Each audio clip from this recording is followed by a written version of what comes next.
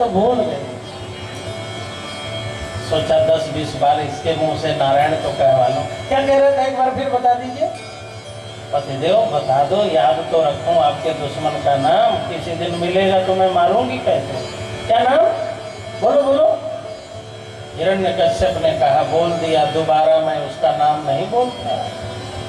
पत्नी ने कहा एक बार बोल दो।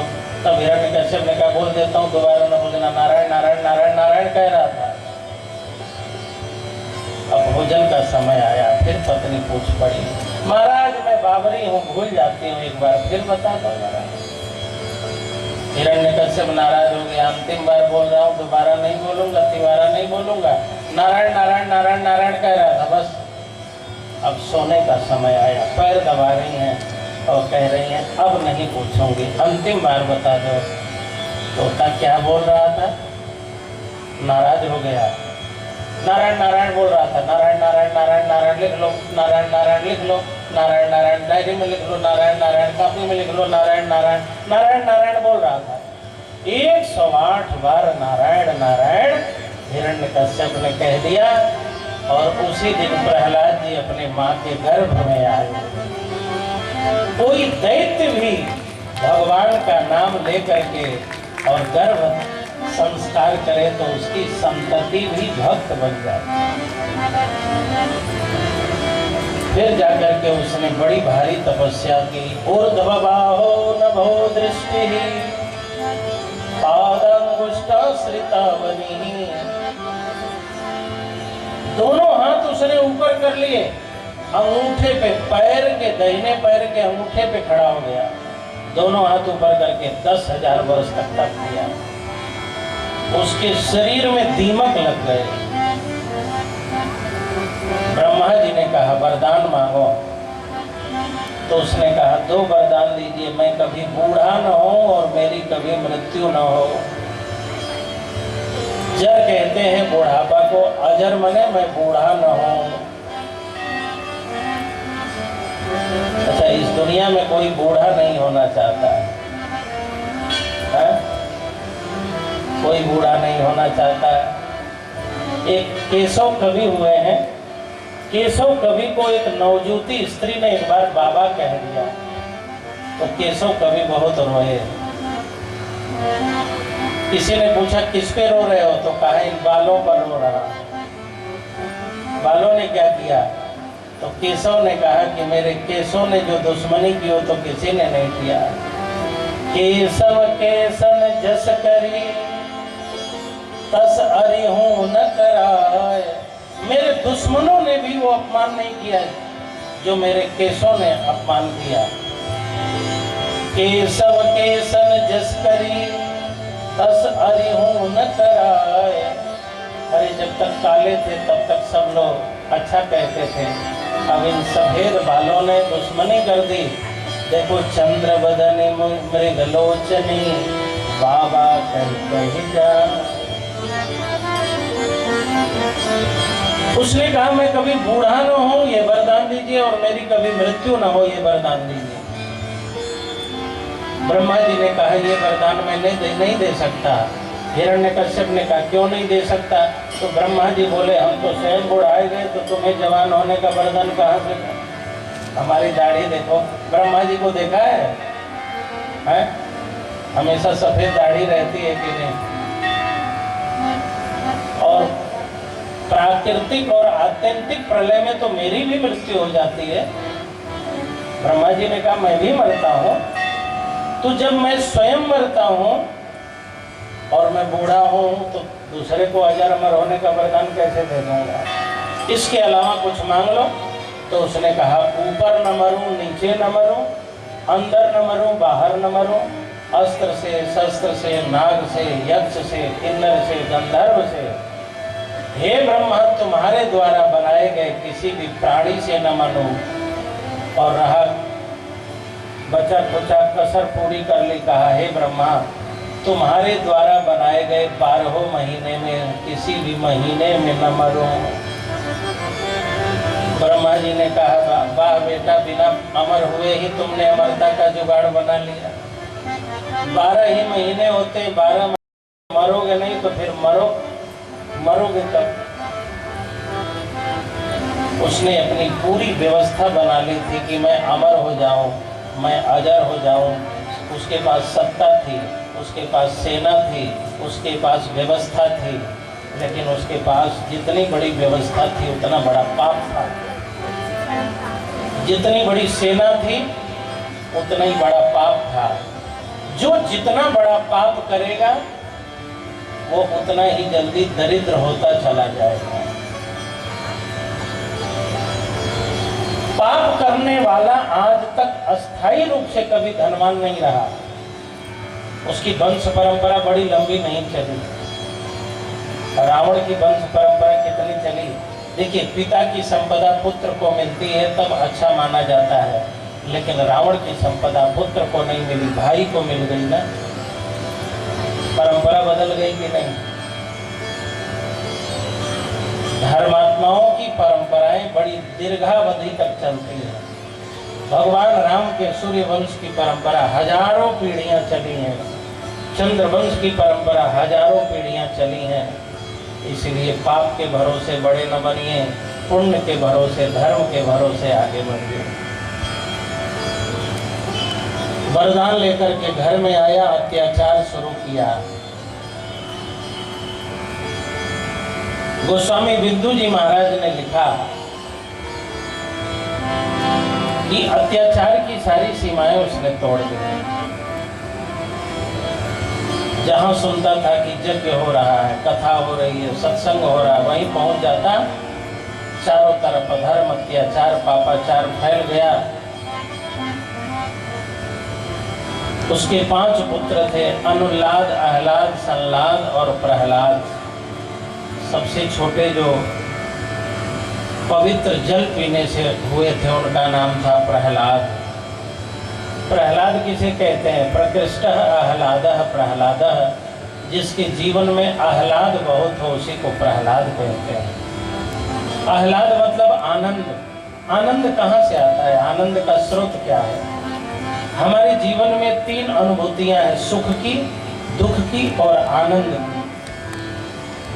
प्रतिकूल होने पर दुख की अनुभूति होती है, अनुकूल होने पर सुख की अनुभूति होती है। सुख और दुख शरीर की अनुभूतियां हैं, आत्मा की अनुभूति नहीं है। आत्मा को न कभी सुख होता है न कभी दुख होता है। आत्मा को तो आनंद की अनुभूति होती है। गरीब की कुटिया में रहकर सबरी ने जिस आनंद का अनुभव किया, केवट ने नौका पर बैठ के अपने घाट पर जिस आनंद को प्राप्त किया, और सुदामा ने अपनी कुटिया में रह करके जिस ब्रह्म सत्ता को प्राप्त किया, महल वाले वो वैभव में रह करके उस आनंद की अनुभूति नहीं कर पाए। हमारे विचार जब पवित्र होते हैं तब आनंद की अनुभूति होती है। प्रहलाद किसे कहते हैं? जिसके आनंद की कोई पराकाष्ठा नहीं है। जो आनंद की पराकाष्ठा में पहुंच गया वही आनंद में है। आनंद किसे प्राप्त होता है? जो दूसरों से द्रोह नहीं करता, ईर्ष्या नहीं करता, द्वेष नहीं करता। आप दूसरे को की निंदा कर दो, रात में नींद ही नहीं लगेगी। दूसरे लोग बात कर रहे होंगे, डरोगे कहीं हमारी ही तो चर्चा नहीं हो रही। 4 लोगों के विषय में कुछ गंदे बात बोल दो, फिर जहाँ भी जाओगे टेंशन बन के रहेगा। इसको पता तो नहीं चल गया, कहीं ये जान तो नहीं गया, हमारी वाली बात इसको खबर तो नहीं लग गई, किसी ने बता तो नहीं दी। और आप द्रोह मत करो तो आनंद ही आनंद रहेगा। द्रोह करने वाला कभी आनंद की प्राप्ति नहीं कर सकता। हिरण्यकश्यप ने अपने बेटे को ही मारने की तैयारी कर ली, क्योंकि प्रहलाद भगवान की भक्ति करते थे। दिग्गजैदंत सुकैश्च अभिचारा वपातनै गरदारा सन्निरोधैश्च। सैनिकों को कहा ले जाके पानी में फेंक दो, जहर खिला दो, जहरीले नाक से डसवा दो, हाथी के पैरों के तले रौंदवा दो, आग में जलवा दो। होलिका देवी से जलवाने की कोशिश की, होलिका तो जल गई, हर साल जलाई जाती है। भक्त को जलाने वाली होलिका जल गई, हर साल जलाई जाती है। सत्य जीतेगा कि असत्य जीतेगा, न्याय जीतेगा कि अन्याय जीतेगा, धर्म जीतेगा कि अधर्म जीतेगा। धर्म प्रहलाद जैसा है, निश्चल, छोटा। हिरण्यकश्यप अत्याचारी पापी हिरण्यकश्यप जैसा होता है। अधर्म हिरण्यकश्यप जैसा बड़ा होता है, धर्म प्रहलाद जैसा छोटा होता है। लेकिन ध्यान रखिएगा, धर्म ही जीतता है, अधर्म कभी नहीं जीत सकता। जब प्रहलाद को अंतिम चरण में लोहे का खंभ गर्म कर दिया और कहा, बोल प्रहलाद तेरा भगवान कहाँ है। लोहे का खंभा और आग से एकदम जला करके लाल लाल कर दिया। बोल प्रहलाद तेरा भगवान कहाँ है। प्रहलाद जी ने सोचा, मेरे भगवान इस आग में तो नहीं हो सकते, क्योंकि प्रभु तो नवकंज लोचन कंज मुख कर कंज पद कंज अरुणम, और ये तो आग धधक रही है, लाल लाल है, मेरे भगवान इसमें तो नहीं होंगे। तब भगवान चींटी बन करके उस खंभे पर ऊपर नीचे होने लगे, और तब प्रहलाद को लगा ये चींटी नहीं है, मेरे ठाकुर जी हैं। और प्रहलाद ने कहा, पिताजी मैं कहता हूँ कि इस खंभे में भी मेरे भगवान हैं। सत्यम विधातुम निज भृत्य भासितम व्याप्तिं च भूतेषु अखिलेषु चात्मनः अदृश्यतात्यद्भुत रूपमुद्वहन् अस्तंभे सभायां न मृगं न मानुषम्। जरा देखो, एक बच्चे ने खम्भ में भगवान को देख लिया, और एक इतना 10,000 वर्ष जिसने तप किया था। हिरण्यकश्यप बहुत बड़ा तपस्वी था, लेकिन नकारात्मक था, नास्तिक था। तपस्या सब ध्वस्त थी, क्योंकि उसके विचार बदल चुके थे। शुरू किया तपस्या से और चला गया भोग में। दो मार्ग है, भोग का मार्ग और भक्ति का मार्ग। भोग के मार्ग में गए तो सारे तुम्हारे पुण्य और तपस्याएं ध्वस्त हो जाएंगी, तुम्हारा मार्गदर्शन नहीं करेंगे। और भक्ति में लगे रहे तो भक्ति एक एक पग पर तुम्हारी रक्षा करेंगे, कभी गलती नहीं होने देंगे। आरंभ आपने अच्छा किया तो मध्य भी अच्छा होना चाहिए और समापन भी अच्छा होना चाहिए। बहुत लोगों का आरंभ अच्छा होता है, लेकिन बीच अच्छा नहीं होता है, समापन अच्छा नहीं होता है, लेकिन समापन भी अच्छा होना चाहिए। हाँ, मेरे प्रभु इस खंभे में है। और जैसे ही हिरण्यकश्यप ने तलवार से मारा, खंभ टूट गया, और उसी खंभ से नरसिंह भगवान प्रकट हो गए। बोलो नरसिंह भगवान की जय। नरसिंह भगवान, नरसिंह न नर, नरसिंह भगवान प्रकट हुए। भगवान नरसिंह ने हिरण्यकश्यप का वध किया, प्रहलाद को सिंहासन दिया। प्रभु ने कहा मैं जा रहा हूं। प्रभु गए नहीं थे, वो जानते थे कि मैं प्रहलाद को गद्दी तो दे रहा हूं, लेकिन हिरण्यकश्यप के जितने समर्थक हैं प्रहलाद को गद्दी पे रहने नहीं देंगे। अच्छा आदमी गद्दी पा जाए ना तो बुरे लोगों को बड़ी चिढ़ हो जाती है कि ये गद्दी कैसे पा गया। और जब भगवान अंतर्धान हो गए नहीं, उसी जिस आसन पर प्रहलाद जी बैठे थे, राजा के आसन पर, भगवान उसी आसन में ही छिपे हुए थे। दैत्यों को लगा भगवान चले गए, और जब भगवान अंतर्धान हो गए तब जितने हिरण्यकश्यप के समर्थक थे सब आ गए। कहने लगे प्रहलाद, देखता हूँ भगवान कहाँ तक तुम्हें बचाते हैं। अब तो भगवान चले गए, बार बार तो तेरे लिए भगवान आएंगे नहीं। और जब दैत्य लोग मारने के लिए तैयार हुए तो उसी आसन से भगवान सिंह प्रकट हुए। तब से आसन को लोग सिंहासन कहने लगे। तभी से आसन क्या हो गया? सिंहासन। भगवान प्रकट हुए, दैत्यों को भगाया। प्रहलाद जी से प्रभु ने पूछा कि तुम्हारी कोई इच्छा हो तो बताओ, मैं तुम्हारी इच्छा पूरी करना चाहता हूँ। तो प्रहलाद जी ने कहा वैसे तो प्रभु कोई इच्छा नहीं और वरदान दीजिए कि कभी इच्छा ही न हो, क्योंकि इच्छाएं ही हमारे दुख को जन्म देती हैं। प्रभु एक इच्छा आप पूरी करोगे, दूसरी इच्छा कल फिर तैयार हो जाएगी, दूसरी इच्छा आप पूरी करोगे, तीसरी फिर तैयार हो जाएगी, तीसरी पूरी करोगे तो चौथी फिर तैयार हो जाएगी। कामनाओं का अंत नहीं, इच्छाओं का अंत नहीं है। और आप कितनी इच्छाओं की पूर्ति करते रहोगे, और जब तक करोगे तब तक हम भगवान मानेंगे, और जिस दिन हमारी कामना पूरी नहीं करोगे हम आपको शैतान मान लेंगे। इसीलिए गीता कहती है निष्काम भक्ति योग ही पवित्र भक्ति योग है, क्योंकि कामना से जब तक आप भगवान से जुड़े हैं, कामनाएं जब तक पूरी होती रहेंगी तब तक आप भक्त रहोगे, और जिस दिन कामनाएं पूरी हुई बंद हुई आपकी भक्ति गायब हो जाएगी, फिर आप नास्तिक बन जाओगे। इसीलिए समर्पण पूर्वक और निष्कामता पूर्वक जो भक्ति है वही पवित्र भक्ति मानी जाती है। प्रहलाद ने कहा कोई कामना नहीं है, लेकिन प्रभु एक विनती है, देना हो तो बस यही प्रार्थना है कि मेरे पिताजी जब से जन्मे आपको गालियां देते रहे, और प्रभु सुना है कि जो आपको गाली देता है और नरक जाता है, भगवान बोले सीट कन्फर्म रहता है, तो मेरे पिताजी तब तो नरक जाएंगे। भगवान ने कहा हाँ जाएंगे। तो प्रहलाद जी ने कहा यदि मेरे पिताजी नरक चले गए प्रभु तो मैं स्वर्ग जाके क्या करूँगा। प्रभु यदि मेरे पिताजी बुरे थे तो क्या मैं भी बुरा हो जाऊं? दुनिया सब पागल हो गई तो मैं भी पागल हो जाऊं? देखो भेड़ ना भीड़ में चलते हैं, एक भेड़ आगे तो सारी भेड़ पीछे, अगली वाली भेड़ यदि कुआं में गिर गई तो बाकी सारी भेड़ कुएं में गिरेगी। भीड़ ऐसी ही होती है, लेकिन शेर कभी भीड़ में नहीं चलता,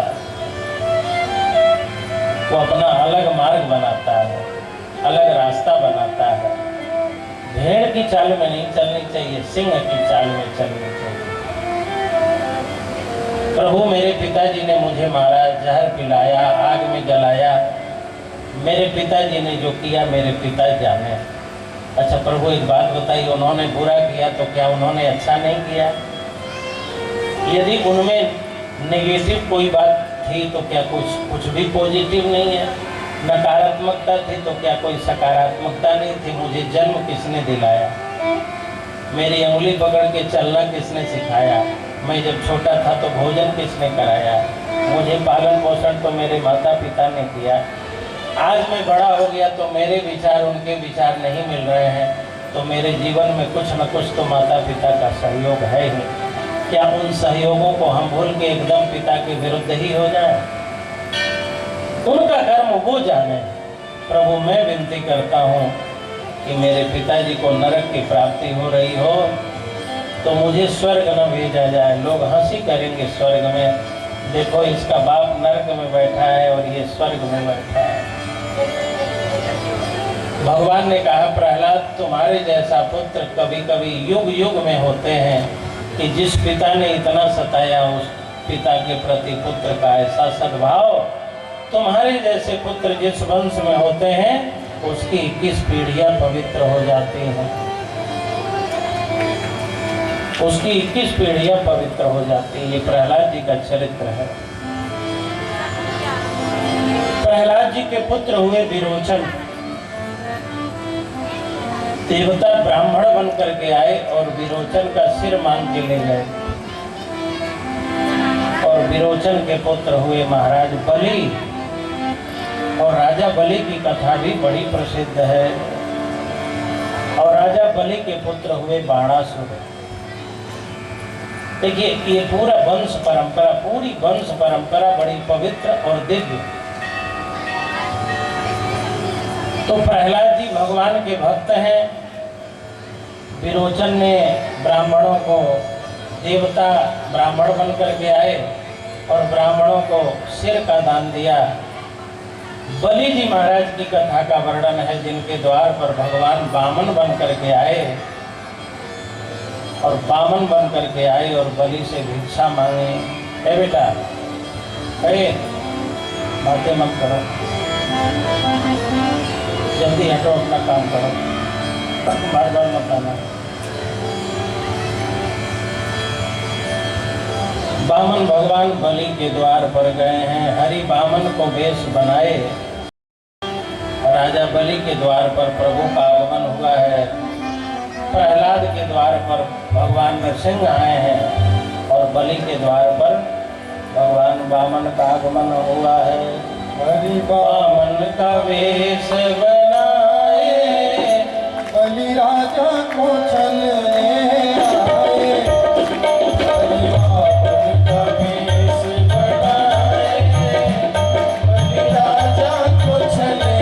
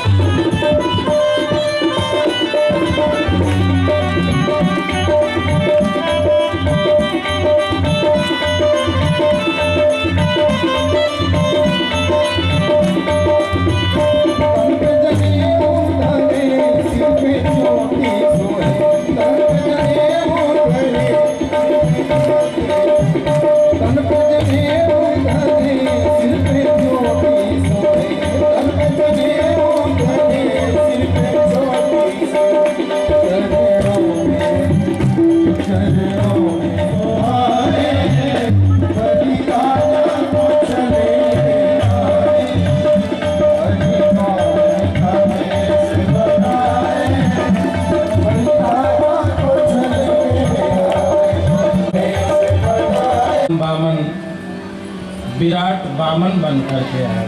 देखिए, मांगने वाला छोटा हो जाता है और देने वाला बड़ा होता है। बलि ने दिया तो बड़े हैं और बामन ने मांगा तो भगवान होके भी छोटे हो गए। यदि बिना मांगे काम चल जाए तो मांगना नहीं चाहिए,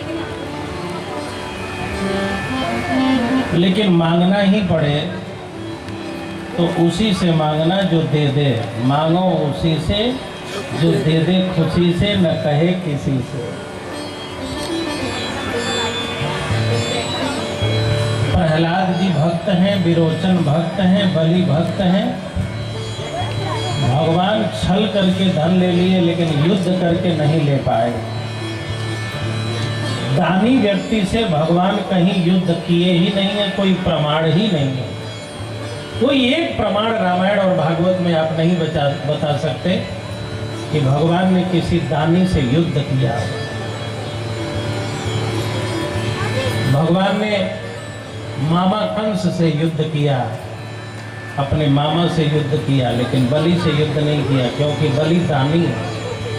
लेकिन देखिए, धन का उपार्जन करना, संरक्षण करना बड़ा कठिन काम है। आदमी एक एक पैसा बचाता है।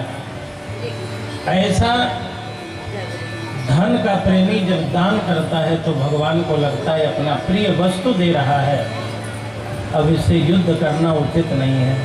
आप लोग भगवान के दंडे से बचना चाहते हैं और भगवान हमसे युद्ध करके कभी न पराजित करें तो दान जरूर करना चाहिए। दान करने वाले से भगवान कभी युद्ध नहीं करते। भिक्षुक बन के गए, भगवान ने मांगा और बलि ने दिया और भगवान ने ले करके फिर वितरण कर दिया। दान भी वितरण के लिए ही होना चाहिए, दान व्यक्तिगत उपयोग के लिए नहीं होना चाहिए। और आप ये मत समझिएगा कि आप दान दे रहे हैं मैं ले रहा हूँ, आप दान दे रहे हैं ये मंदिर बन रहा है। ये सारी चराचर प्रकृति, चराचर जगत दान पर ही जी रहा है। सूर्य भगवान का प्रकाश दिन भर आप लोग ले रहे हो कि नहीं ले रहे हो? बोलो, कौन नहीं ले रहा है? बोलो ना। आप लोग नहीं लेते? अपना बल्ब लेके साथ में चलते हो क्या? अपनी बैटरी खोसे रहते हो क्या? अच्छा, तो दिन भर प्रकाश लेते हो और बिल भुगतान पेमेंट वगैरह कोई एक बिल दिखाओ जो सूर्य भगवान के यहाँ आपने जमा कराई हो। प्रकाश का दान ले रहे हैं कि नहीं? और हवा और बरसात का जल, आपके यहाँ टोटी किसी पानी आता है तो पैसा देना पड़ता है। बल्ब जलाते हो तो पंखा चलाते हो तो पैसा देना पड़ता है। बल्ब जलाते हो तो पैसे देने पड़ते हैं। और भगवान की हवा, भगवान का प्रकाश, भगवान का जल सब फ्री में उपलब्ध है कि नहीं? तो आप लोग भी दान पर जी रहे हो कि नहीं? मंदिर में 100 रुपया दे दिया तो बहुत बड़ी बात। जरा सोचो, जीवन में इस मंदिर वाले की हवा, पवन पुत्र की हवा कितना ले रहे हो? और पवन पुत्र अपने पिताजी से कह दें ये 100 रुपया देता है तो इसको दर्द होता है, पिताजी इसकी हवा ही बंद कर दे। और जब हवा का कनेक्शन बंद होगा और जब हवा निकलती है ना तो उसी को कहते हैं प्राण निकल गया। ध्यान रखना, जो प्राण है ना वो प्राण वायु है और वायु का पुत्र यहाँ मंदिर में बैठा है गद्दा। और एक तो उधर बैठे हैं और इधर लंबे वाले और बैठे हैं, एक नहीं दो बैठे हैं। बलि के यहाँ भगवान जाते हैं, भिक्षा मांगते हैं और फिर जब मिल जाता है तो वितरण कर देते हैं। वामनावतार वितरण का अवतार है। इसी स्कंद में समुद्र मंथन की कथा, गजेंद्र मोक्ष की कथा और मत्स्यावतार की कथा का भी वर्णन है। 9वें स्कंद में 24 अध्याय हैं और अयोध्या के राजाओं का वर्णन 9वें स्कंद में है। क्योंकि मैं अयोध्या जी से आया हूँ और देखो कितना संयोग है कि कथाएं तो यहाँ बहुत वर्षों से हुई, लेकिन जिस वर्ष रामलला की स्थापना हुई है उसी वर्ष आप लोगों ने अयोध्या से कथावाचक भी बुलाया। लगता है इसमें हनुमान जी का ही कुछ संकल्प रहा होगा कि जब तक मेरे प्रभु का राम मंदिर न बन जाए तब तक अयोध्या से कथा सुनाने वाला भी नहीं आएगा। 9वें स्कंद में 24 अध्याय है और सूर्यवंशी राजाओं का वर्णन है। सूर्यवंश को स्थापित करने वाले श्राद्ध देव मनु, वैवस्वत मनु जिनको कहा जाता है। देखियो, मनु एक पद होता है, जो मनु के पद पर बैठता है उसे 71 चतुर्युगी का राज्य मिलता है, कार्यकाल मिलता है। मतलब उसको 71 बार सतयुग भोगने को मिलता है, 71 बार त्रेता भोगने को मिलता है, 71 बार द्वापर भोगने को मिलता है और उसके कार्यकाल में 71 बार कलयुग का कार्यकाल बीतता है। आप एक कलयुग देख के घबरा रहे हो और वैवस्वत मनु जी महाराज तो 71 कलयुग देखते हैं। प्रथम मनु स्वयंभू मनु हुए, जिनकी पत्नी शत्रुपा थी, जिनके 2 पुत्र हुए, प्रियव्रत और उत्तानपाद। फिर दूसरे स्वारोचिष मनु हुए, फिर तामस मनु हुए। ये वर्तमान जो मनवंतर चल रहा है, जो मनु चल रहे हैं, ये वैवस्वत मनु चल रहे हैं। इनको 71 चतुर्युगी मिली है। और किस चतुर्युगी में हम लोग जन्म लिए हैं? 28वें चतुर्युगी में। मतलब 27 सतयुग बीता है, 27 त्रेता बीता है, 27 द्वापर बीता है, 27 कलयुग के 27वें कलयुग में हम लोग जन्मे हैं और वैवस्वत मनु जी हैं। 27वें द्वापर में कृष्णावतार हुआ और जब 24वां चतुर्युगी चल रहा था तो 24वें चतुर्युगी में जो त्रेता था उस त्रेता में रामावतार हुआ था। 24वां चतुर्युगी बीता, 25वां बीता, 26वां बीता, 27वां बीता, 28वां का त्रेता बीता, द्वापर में कृष्णावतार हुआ। तो राम जी का अवतार कन्हैया के बहुत पहले हो चुका है। राम जी 24वें त्रेता में जन्मे थे और कन्हैया जी 28वें द्वापर में जन्मे हैं। कन्हैया जी के आए 5,500 वर्ष हुआ और राम जी के आए तो साहब बहुत वर्ष हुआ। कितने वर्ष? देखिए, सबसे छोटा कलयुग है 4,32,000 वर्ष। डबल कर दो द्वापर हो जाएगा, ट्रिपल कर दो द्वापर त्रेता हो जाएगा, 4 गुना कर दो सतयुग हो जाएगा। इतने लंबे लंबे कार्यकाल। ऐसे 14 मनु जब रिटायर होते हैं तो ब्रह्मा जी का एक दिन कहलाता है, उसी को कल्प कहते हैं। ब्रह्मा जी के एक दिन में कितने मनु रिटायर होते हैं?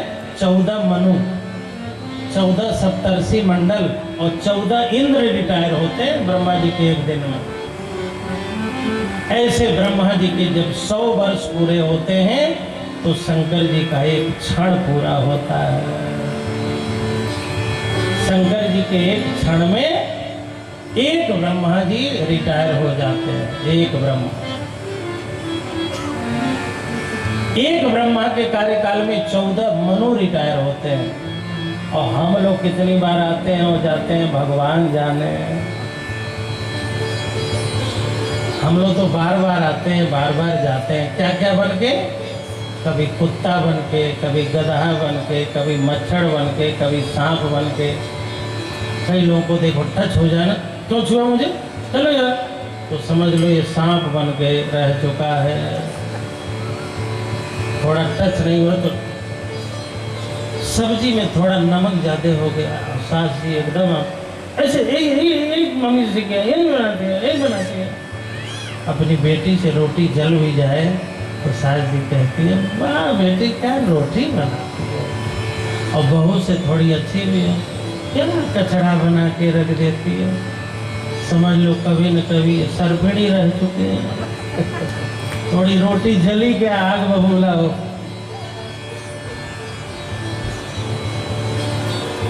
घूम घूम करके दूसरों को इसकी बात वहाँ, उसकी बात वहाँ पहुँचावे तो समझ लो कभी न कभी मच्छर रह चुका है। मच्छर भी यही करता है ना, थोड़ा यहाँ काटता है, थोड़ा वहाँ काटता है, यहाँ का माल वहाँ, वहाँ की बीमारी वहाँ।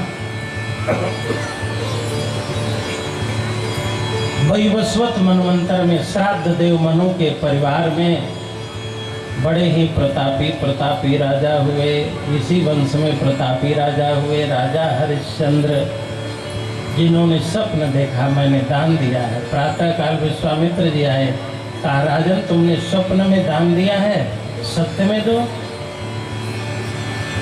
दान दिया, पत्नी को बेच दिया, पुत्र को बेच दिया, डोम के घर का, डोम के द्वार पर नौकर बन गया। कहा गुरुजी मैं मिट जाऊंगा, पत्नी छोड़ दूंगा, पुत्र छोड़ दूंगा, परिवार चला जाए, राज्य चला जाए, लेकिन जो कह दिया है वो वचन मेरा नष्ट नहीं होगा। तभी से प्रचलित हो गया रघुकुल रीति सदा चली आई, प्राण जाई वरु वचन न जाए। प्राण चला जाए लेकिन वचन नहीं जाएगा। अब आज का आदमी क्या कहता है, वचन भले जाए लेकिन प्राण न जाए। सुबह कुछ और कहता है, शाम को कुछ और कहता है, बदल भी जाता है, चेंज भी हो जाता है। कितना बदल जाता है आदमी। इसी वंश में सगर महाराज के 60,000 पुत्रों ने कपिल जी का अपमान किया, सब जल गए। अंशुमान ने, दिलीप ने और भगीरथ ने तप की, गंगा माता प्रकट हुई। रघु हुए, अज हुए और उनके पुत्र दशरथ हुए। और दशरथ जी महाराज ने संतान थे। पुत्रेष्टि यज्ञ हुआ। पुत्रेष्टि यज्ञ में चरु प्रसाद खिलाया गया। चरु प्रसाद के प्रभाव से 4 पुत्र हुए, राम लक्ष्मण भरत शत्रुघ्न इति संज्ञया। भागवत महापुराण में 2 अध्यायों में राम कथा का भी वर्णन है। भागवत महापुराण ही एक ऐसा महापुराण है जिसमें भगवान के सभी अवतारों का वर्णन किया गया। आओ हम सब अयोध्या चलें, राम जी को प्रणाम करके तब कथा को आगे बढ़ाएं। 4 प्रगटे ललनवा, अवध में बाजे बदनवा। 4 प्रगटे ललनवा, अरे सुनो, अरे सुन लीजिए, हमारे रामलला के जन्मोत्सव में ऐसे ऐसे होगा क्या? जरा दोनों हाथ ऊपर करके बाजे बदनवा, बाजे बदनवा, बाजे बदनवा, बाजे बदनवा।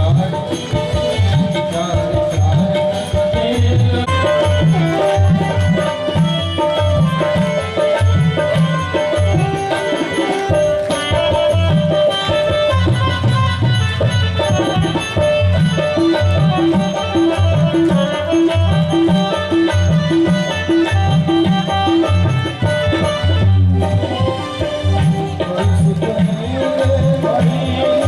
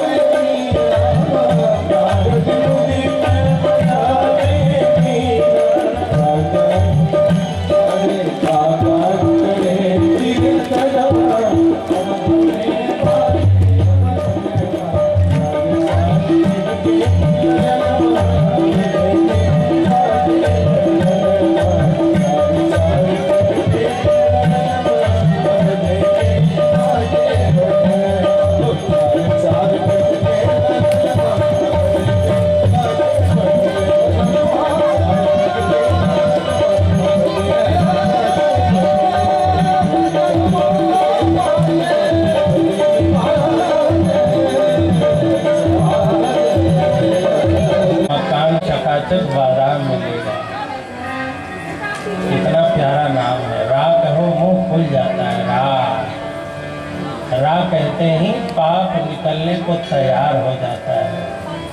वो कहता है अब तुमने रा कह दिया, अब मैं रह नहीं पाऊंगा। एसपी साहब आ जाए तो चोर बैठा रहेगा कि भागेगा? बोलो ना, निकल के किनारे से निकल लेगा ना।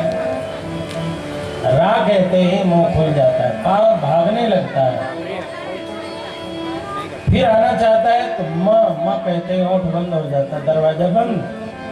रा कहते ही पाप निकल जाता है और माँ कहते ही दरवाजा बंद हो जाता है। उसको कहते हैं राम।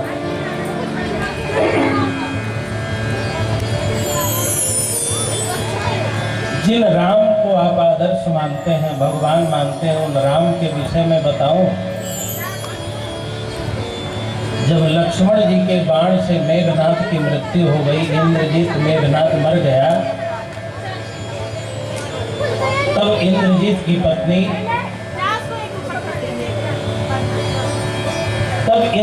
की पत्नी सुलोचना ने रावण से कहा, रावण मेरा पति मर गया और लक्ष्मण जी बच गए, मैं भी पतिव्रता, उर्मिला भी पतिव्रता है, मेरी कमी क्या है? तुम तो वेदों के प्रकांड विद्वान हो, कहाँ दोष रह गया, कहाँ कमी रह गई? रावण ने कहा, बहू रानी मैं कुछ नहीं बता पाऊंगा, किसी और से पूछ लो। तो इंद्रजीत की पत्नी सुलोचना ने कहा कि आप नहीं बताओगे तो दो ही विद्वान हैं, या तो राम जी हैं या रावण है। तुम नहीं बताओगे तो राम जी के पास जाना पड़ेगा। क्या राम जी के पास जाऊं? तो रावण ने कहा, पुत्र वधू जाने में क्या दिक्कत है, चली जाओ, राम से ही पूछ लो। तो सुलोचना ने कहा, पागल हो गए हो? जिनकी पत्नी को का अपहरण करके 6 महीने से अशोक वाटिका में बंद कर रखते हो, उनके पास तुम्हारी बहू जाएगी और उन्होंने मुझे गिरफ्तार कर लिया, तब क्या करोगे? उन्होंने मुझे गिरफ्तार कर लिया, अपहरण कर लिया, तब क्या करोगे? तो रावण के आंखों में आंसू आ गए और रावण ने कहा, बहू रानी यही तो राम में और रावण में अंतर है कि मैंने उनकी पत्नी का अपहरण किया है, लेकिन वो हमारी पुत्र वधू का अपहरण नहीं कर सकते। मैं उनको जानता हूँ, मेरे शत्रु, वो मुझे मारने आ रहे हैं, लेकिन मैं उनके चरित्र के विषय में जानता हूँ, वो हमारी पुत्र वधू का स्पर्श नहीं कर सकते। श्री राम का ऐसा चरित्र है जिस पर रावण को भी भरोसा है। आप लोग कितने सौभाग्यशाली हो, उन राम के पुजारी हो जिन राम के चरित्र को रावण भी बड़े विश्वास से देखता है। राम का अर्थ है जिस पर रावण को भी भरोसा है। कैरेक्टर पर कोई प्रश्न रावण नहीं उठा सकता। वो ये कहेगा कि वो मेरे शत्रु हैं, वो भगवान है, मैं शैतान हूँ, वो भगवान है, मैं राक्षस हूँ, युद्ध चल रहा है, लड़ाई है, दुश्मनी है, ठीक है, लेकिन मैं जानता हूँ कि चरित्र के विषय में वो पराई नारी का स्पर्श नहीं कर सकता। जिन राम पर रावण को भी ऐसा भरोसा है, ऐसे श्री राम के देश के हो करके आज चरित्र कहाँ चला गया? कोई लड़की जब पढ़ने जाती है तो क्यों उसके साथ दुर्व्यवहार समाज करता है? क्या हमारी बेटी समाज का अंग नहीं है? जब कोई महिला आदर से पढ़ने जाती है, काम करने जाती है, जब वो नौकरी करने जाती है तो क्यों असुरक्षित महसूस करती है? क्यों उसे डर बना रहता है? जिस देश में भगवान राम का अवतार हुआ हो, चरित्र के लिए जो देश जाना जाता हो, वो इतना पवित्र देश कैसे अपवित्र होने लगा है? क्यों इस तरह से हो रहा है? आज राम कथा की जरूरत है, राम जी को हृदयंगम करने की जरूरत है, रामचरित्र आत्मसात करने की जरूरत है। राम कथा जिस दिन जीवन में उतर जाएगी, दुनिया की सारी बेटियां अपनी बेटी लगने लगेंगी। बेटियों का, बहुओं का, माताओं का सम्मान और आदर भगवान राम ने किया है। ऐसे राम कथा को सुखदेव जी महाराज ने सुनाया अब आइए हम लोग कन्हैया की कथा के तरफ चले। कितने लोग तैयार हैं? जरा दोनों हाथ ऊपर करके श्री राधे। अथातः श्रूयतां राजन् वंशः सोमस्य पावनः यस्मिन्नैलादयो भूपा कीर्तयन्ते पुण्यकीर्तयः। भगवान के नाभि कमल से ब्रह्मा जी की उत्पत्ति हुई। अब भगवान आप किसको समझते हैं? आप कृष्ण जी को भगवान समझ लें, राम जी को भगवान समझ लें, विष्णु जी को भगवान समझ लें। आचार्य संप्रदाय के लोग भगवान विष्णु में परत्व सिद्ध करते हैं, पर ब्रह्म परमात्मा विष्णु को मानते हैं। उन्हीं विष्णु को रामानंद संप्रदाय के लोग राम कहते हैं। उन्हीं विष्णु को राधा वल्लभ संप्रदाय के लोग कृष्ण कहते हैं। जैसे पानी को हम लोग पानी कहते हैं, अंग्रेजी में भी पानी ही कहते हैं क्या? उर्दू में भी पानी ही कहते हैं क्या? देश भेद से पानी के नाम में भेद होगा कि नहीं? जल्दी बोलो। जितने देशों में जाओगे उतने देशों में पानियों का नाम बदलेगा, लेकिन पानी तो नहीं बदलेगी ना। बोलो ना, पानी तो वही है। आलू का नाम बदलेगा, चावल का नाम बदलेगा, सेव का नाम बदलेगा, लेकिन सेव तो वही है ना। कुछ रंग और स्वाद में अंतर हो सकता है। ऐसे भगवानों के नाम बदलने से भगवान अलग अलग नहीं है। एक गांव में दो सरपंच नहीं हो सकते, एक प्रदेश में दो मुख्यमंत्री नहीं हो सकते, एक देश में दो प्रधानमंत्री नहीं हो सकते, तो एक ब्रह्मांड में दो भगवान नहीं हो सकते। एक बल्ब में दो गरम गरम तार लगा दो, स्पार्किंग होगा, बल्ब नहीं जलेगा। जब दो गरम तार से एक बल्ब नहीं जलता तो दो ब्रह्म होंगे तो लड़ेंगे, दो मुखिया होंगे, सरपंच होंगे तो लड़ेंगे पद के लिए। भगवान दो नहीं है। अच्छा, मैं आपसे पूछता हूँ, आप कितने हैं? किसी के पापा हैं कि नहीं आप? और चाचा भी होंगे, और काका भी होंगे, और मौसा भी होंगे, और नाना भी होंगे। ये कैसे होगा यार? सब कैसे आप हो जाएंगे? आप कोई भगवान है क्या? कोई एक बोलो ना, कोई एक हो। आप पापा हो, मौसा तो नहीं हो ना, चाचा तो नहीं हो ना, काका तो नहीं हो ना, सब कैसे हो सकते हो? बोलो ना। एक व्यक्ति जितने जितने लोगों से जुड़ता है उतना उतना उपाधि पाता है ना। एक महिला किसी की काकी है, किसी की चाची है, किसी की मौसी है, किसी की नानी है, किसी की दादी है। एक व्यक्ति जब इतना हो सकता है तो परमात्मा का रूप रंग अलग क्यों नहीं हो सकता है? परमात्मा भी अनेक रूपों में, अनेक रंगों में व्याप्त है, लेकिन वास्तव में परमात्मा तो एक ही है। दूध एक है, उसका पनीर बना लो, दही बना लो, रबड़ी बना लो, पेड़ा बना लो। आलू एक है, उसकी 1000 तरह की सब्जी बना लो, अनेक तरह की पकौड़ियाँ बना लो, लेकिन आलू तो एक ही है, दूध तो एक ही है। इसीलिए मैं कहता हूँ ब्रह्म भी एक ही है, परमात्मा भी एक ही है, बस उसके नाम अलग अलग हैं और रूप अलग अलग है। कहीं आप नाना हो, कहीं आप काका हो, कहीं आप चाचा हो, कहीं आप पापा हो, कहीं आप मौसा हो, कहीं आप फूफा हो। ऐसे ही ब्रह्म अलग अलग नाम रूप से पूजा जाता है, लेकिन ब्रह्म है तो एक ही। जिनको आप भगवान समझते हो, समझे अपनी निष्ठा के अनुसार। उन्हीं भगवान के नाभि कमल से ब्रह्मा जी महाराज की उत्पत्ति हुई। ब्रह्मा जी की आंखों से अत्रि जी का जन्म हुआ। अत्रि जी का विवाह अनसुईया जी से हुआ। अत्रि अनुसुईया के द्वारा ब्रह्मा विष्णु महेश तीनों बालक बना दिए गए। पतिव्रता नारी थी अनसुईया जी। पतिव्रता किसे कहते हैं? घूंघट में रहे, पढ़ने न जाए, नौकरी न करे, नाना आत्मरक्षा में समर्थ हो, पर पुरुष से विरक्त हो और अपने परिवार में अनुरक्त हो, उसी को पतिव्रता कहते हैं। पतिव्रता का लक्षण है कोई भी व्यक्ति बदतमीजी करे तो आप अपनी रक्षा करने में अपने आप को समर्थ बना लो। आप लाठी चलाने जानो बिटिया, आप लड़ने जानो, आप पराक्रम जानो, आप प्रतिकार करना जानो, आत्मरक्षा में समर्थ हो जाओ, पर पुरुष से विरक्त हो जाओ। आपका जो पति है और पति के लिए पत्नी, बस ये मत देखो कि मेरा पति काला है कि गोरा है। दुनिया में किसी का भी रंग हमेशा गोरा नहीं रहता है। हर व्यक्ति का धीरे धीरे रंग बदलता है, चेहरा बदलता है। शरीर बदलने से आप कोई पुरुष पत्नी बदल दे, पत्नी पति बदल दे, ये नहीं होता है। अत्रि और अनसुईया दोनों का विवाह हुआ। ब्रह्मा विष्णु महेश उनकी परीक्षा लेने गए और माता अनसुईया ने ब्रह्मा विष्णु महेश तीनों को बालक बना दिया।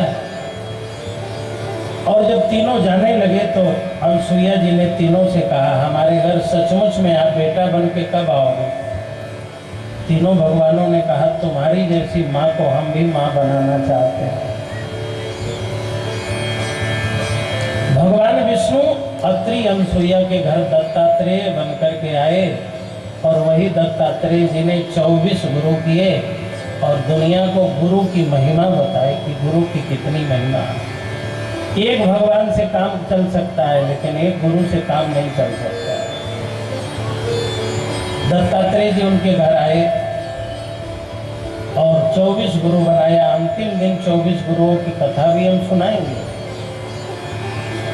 अंतिम दिन समय में थोड़ा अंतर रहेगा। सिंह साहब उस दिन कथा का 30 तारीख को टाइमिंग क्या? लगभग 10 बजे से 10 बजे से 1 बजे तक कथा होगी। उसके बाद स्वाहा स्वाहा और उसके बाद आहा आहा आहा। उस दिन भर के लिए आप लोग आना। हाँ, 30 तारीख को दिन भर के लिए। अरे 10 बजे से 1 बजे तक भजन हो जाए, फिर स्वाहा हो जाए, फिर आहा हो जाए, फिर शाम को जाना। भगवान शिव उनके घर दुर्वासा बन करके आए। दुर्वासा जी अत्रि अनसुईया के पुत्र हैं और अत्रि अनसुईया के यहाँ ब्रह्मा जी अपने चंद्रमा बन करके आए। चंद्रमा को देवता मान लिया गया। चले गए स्वर्ग में। एक दिन इंद्र ने कहा, चंद्रमा, गौतम जो न्याय शास्त्र के प्रणेता है, न्याय वैशेषिक सांख्य योग मीमांसा और वेदांत, ये हमारे यहाँ खड़ दर्शन है। इंद्र ने कहा, ये जो गौतम है ना, इनका नाम पहले गौतम नहीं था, इनका नाम अक्षपाल था। ये अंधे थे, गाय की कृपा से इनका अंधत्व दूर हुआ तो इनका नाम पड़ गया गौतम। इन्होंने ही न्याय शास्त्र लिखा है। इसीलिए कोर्ट में सुभाष जी न्याय की जो मूर्तियां बनी रहती हैं, आंख में पट्टी पड़ी रहती है, क्योंकि न्याय शास्त्र के प्रणेता गौतम स्वयं अंधे थे। न्याय बनाने वाले अंधे थे, इसीलिए आंखों में पट्टी डाल करके उन्हीं गौतम को याद किया जाता है। उनकी धर्म पत्नी अहिल्या बड़ी सुंदरी थी। इंद्र ने कहा, इंद्र ने कहा, चंद्रमा, तुम मुर्गा बन के रात के 12 बजे बाग दे दो। गौतम जी गंगा नहाने जाते हैं और नहाने चले जाएंगे और मैं गौतम का वेश बना के जाऊंगा, अहिल्या के साथ मैं विचार करूंगा। तुम मुर्गा बन करके बाग दे दो, मेरा काम बन जाएगा। मैं तुम्हें देवताओं के मंत्रिमंडल में मंत्री पद दे दूंगा, ब्राह्मणों का राजा बना दूंगा, औषधियों का राजा बना दूंगा। चंद्रमा लोभ में आ गया, मुर्गा बना बाग दिया। इंद्र ने व्यभिचार किया, गौतम जी ने मारा। आज भी चंद्रमा में धब्बा है ना। अब चंद्रमा जब सुबह अपनी मैया के पास चित्रकूट में पहुंचा, अनसुईया के पास, तो अपने बच्चे के काले काले चेहरे को देख के अनसुईया माता समझ गई। पूछने लगी, रात में तुम कहाँ थे? कहाँ थे तुम?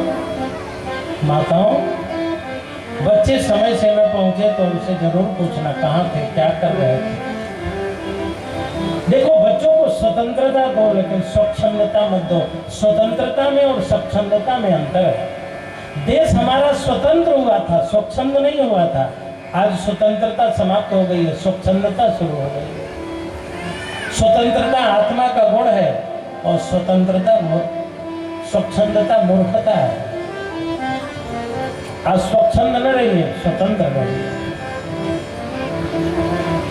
कहां थे तुम रात में?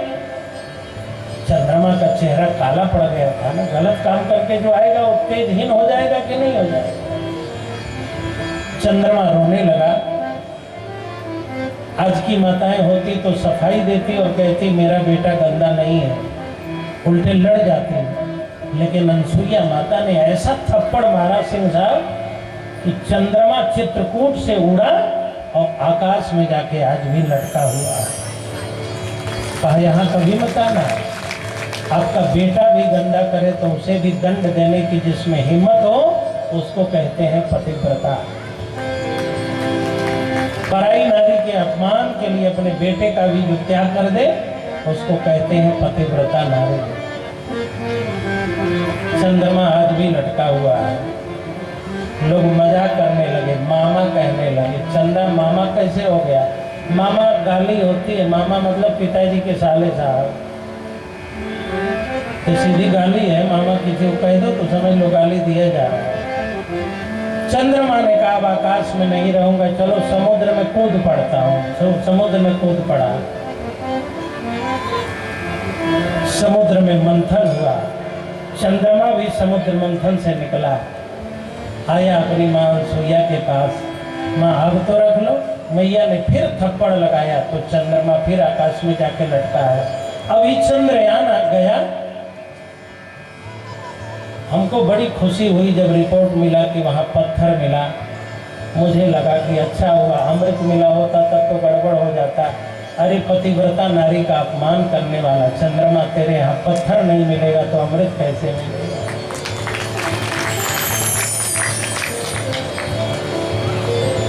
उन्हीं चंद्रमा का पुत्र हुआ बुध। बुध का पुत्र हुआ पुरुरवा। पुरुरवा का पुत्र हुआ आयु। आयु के पुत्र हुए नहुस और नहुस के पुत्र हुए ययाति। ययाति महाराज ने 2 विवाह किए थे। एक देवयानी से विवाह किया, शुक्राचार्य जी की पुत्री। ययाति महाराज क्षत्रिय थे, लेकिन उन्हें श्राप था कि किसी क्षत्रिय कन्या से विवाह नहीं होगा, तो उन्होंने ब्राह्मणी कन्या शुक्राचार्य जी की पुत्री देवयानी से विवाह किया। देवयानी ने राजा की पुत्री को नौकरानी रूप में ला करके रख लिया। पिताजी से कहा पिताजी ये जो हमारी सहेली है राजा की बेटी, उसका नाम है शर्मिष्ठा, यही मेरी नौकरानी बन के चले। राजा ने कहा ठीक है, गुरुजी की बेटी की सेवा की बात है, चली जाओ। अब वहाँ के जो राजा थे वृषपर्वा, उनकी बेटी शर्मिष्ठा नौकरानी बन के आई थी। अब राजा ययाति और देवयानी दोनों आनंद से रहते थे। यदु और तुर्वसु नाम के 2 पुत्र हो गए देवयानी को, लेकिन एक बड़ी खराब आदत थी देवयानी को। वो ससुराल में टिकती ही नहीं थी, हर 15 दिन मायके चली जाती थी। कई बहुएं ऐसी हैं, विवाह हो गया, 50 साल की हो गई, लेकिन मायके का मोह आज तक नहीं छोड़ा। सुबह शाम जब तक मायके से बात न कर लें, 2 घंटा बतियाएंगी और फोन रखते समय फिर अच्छा मम्मी अब टाइम नहीं है, फिर बात करेंगे। अरे क्या बतिया रही हो, तुम्हारा अपना घर नहीं है क्या? और विवाह के बाद जो बहुएं अपने मायके पर बहुत ध्यान देती हैं, उनका मायका बिगड़ जाएगा। संस्कृत आप सब जानते हैं, आप पढ़े लिखे विद्वान बैठे हैं। पुत्री को क्या कहते हैं संस्कृत में? दुहिता। विवाह के बाद दूरे हिता, दूर ही रहे तो ठीक है। आप कहोगे भागवत रामायण से प्रमाण दो। कंस और देवकी के नजदीकी ने गड़बड़ किया कि नहीं बताओ? रामायण में शूर्पणखा और रावण के नजदीकी ने गड़बड़ किया कि नहीं? ये रावण को जाके चढ़ाने वाली शूर्पणखा ही तो थी। विवाह हो जाए, मायके से निमंत्रण आए, सास ससुर और पति से पूछ के तब अपने मायके जाना चाहिए। मैं ये नहीं कह रहा हूँ कि आप मायके को छोड़ दें, बात न करें, करिए, लेकिन वहाँ के प्रसंगों में मत उलझिए। भाभी ने क्या कहा, उसने क्या कहा, उसने क्या कहा, ना। अब उनको निपटने दीजिए, कुशल मंगल आशीर्वाद लीजिए, कोई कथा सुनाइए, सुन लीजिए। माँ कुछ अच्छी बात बता दो कि हम भी अच्छे से रह सकें, अच्छी बात पूछिए। बाकी मायके के बहुत तह में जाकर के आप अपने घर को खराब कर लेंगे। देवयानी जब देखो तब चली जाती थी मायके। राजा को बड़ा बुरा लगता था, जब देखो रानी गायब है, रानी गायब है। जो नौकरानी आई थी राजा ने उसी को रानी बना दिया।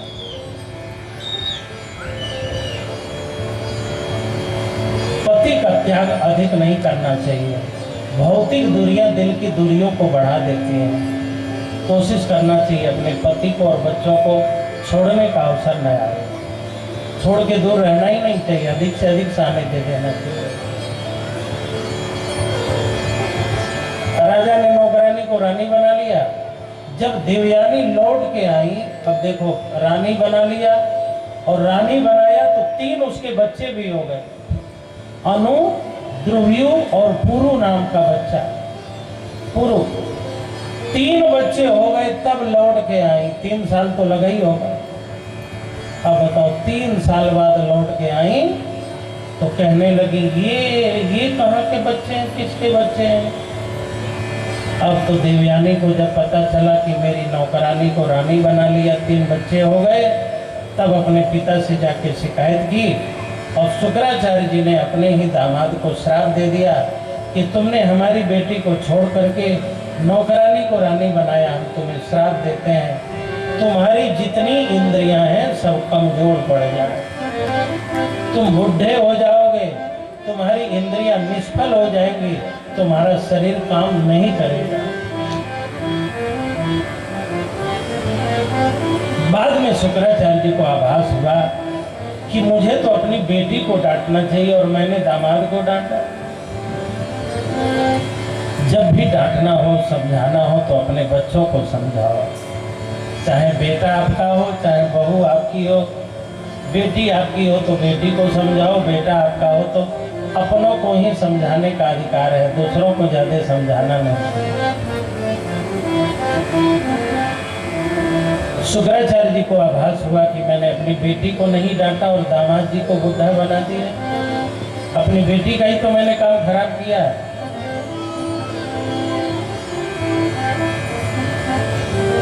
शुक्राचार्य जी ने अपने दामाद जी से कहा कि मैं तुम्हें आशीर्वाद देता हूं, तुम्हारे 5 पुत्र हैं, सब हृष्ट पुष्ट हैं, आशीर्वाद देता हूं कि किसी से जवानी लेके तुम जवान हो सकते हो, अपनी बुढ़ापा तुम ट्रांसफर कर सकते हो। मेडिकल साइंस बहुत आगे हो गया है, किडनी ट्रांसप्लांट करता है, लेकिन जवानी आज तक नहीं बदल सका, दे सका है।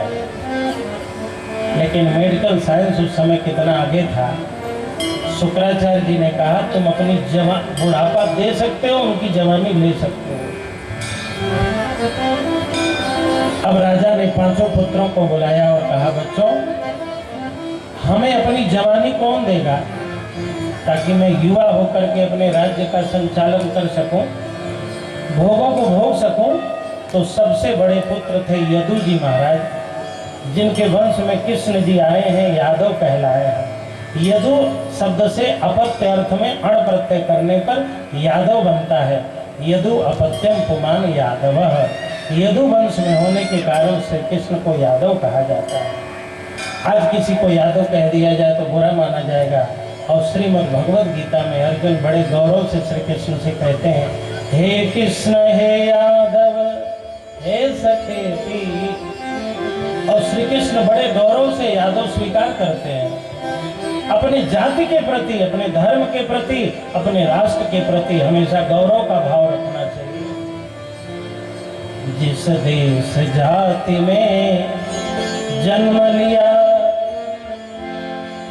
ये मत सोचना हम छोटी जाति के, कोई जातियां छोटी नहीं होती, ना ना ना, कोई जाति छोटी नहीं होती।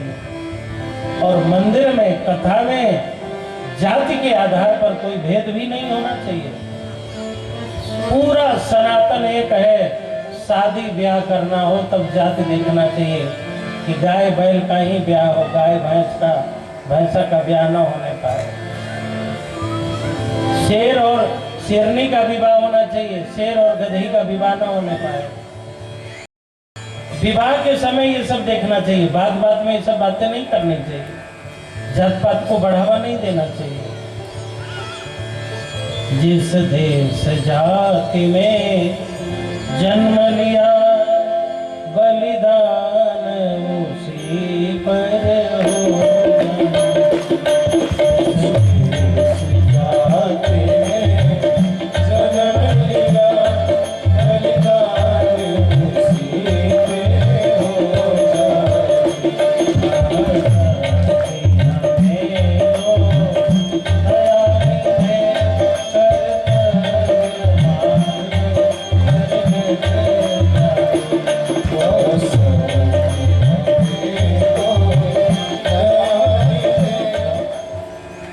हमें शुक्राचार्य जी ने वरदान दिया है कि तुम पांचों में से किसी की जवानी में ले सकता हूँ, अपना बुढ़ापा दे सकता हूँ। मोहन बाबू जय सीताराम। चांदा मेटा से भी आए, सुनील जी भी आए हैं।